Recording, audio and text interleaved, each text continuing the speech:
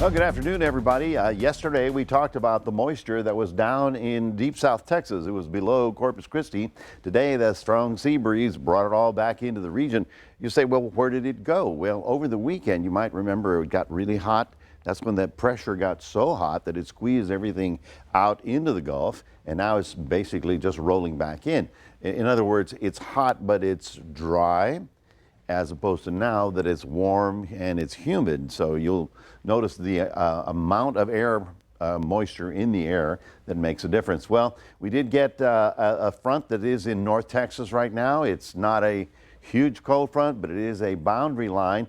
Up here in Oklahoma and part of the Central Plains, they're actually feeling fall weather. Temperatures topping out in the mid-upper 70s there. But this frontal system is kind of stalled right there, but it's close enough to get us a little bit of that rain activity. But as I mentioned, big pocket of cold air is rolled in, and whatever heat wave was in the Midwest, it is gone. Now they're going to be looking for their pumpkin latte coming up real soon.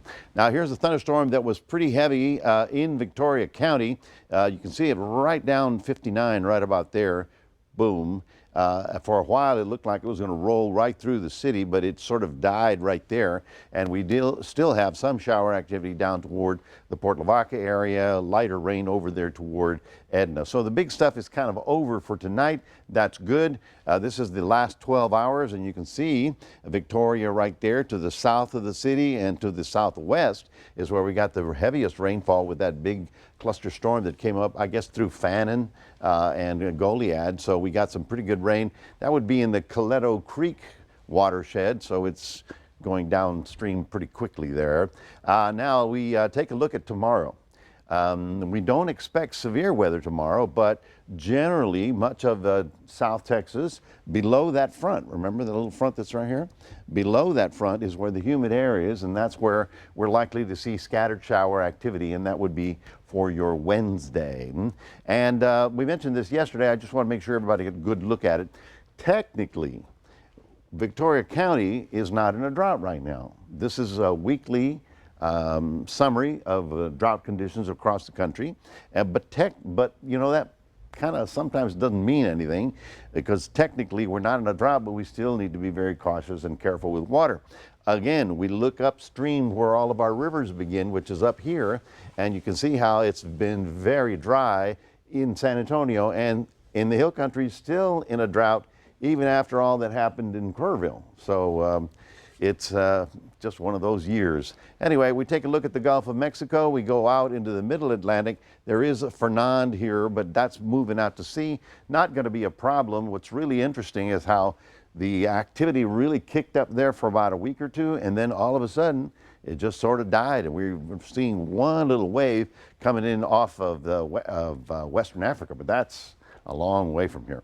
All right, so we take a look at Future Tracker. This is tonight. We go forward, and you can see we possibly have a thunderstorm later tonight north of the city, right about there.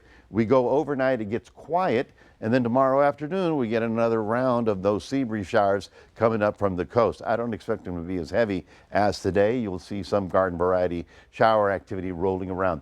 Then we quiet down for a couple of days, and then we'll talk about the cold front, okay? So 91 our forecast high with some scattered showers in Port Lavaca. In Cuero, you're also getting up to about 91, so the clouds and the rain do help a little bit with the temperature. Now, as we get to Thursday, Friday, it gets just hot and steamy. Then over the weekend, Saturday night, there's a cool front, drops the temperature maybe 5 to 8 degrees, but it will serve as a focusing mechanism for shower activity over the coming weekend. That's your 7-day forecast, reminding everybody that we have a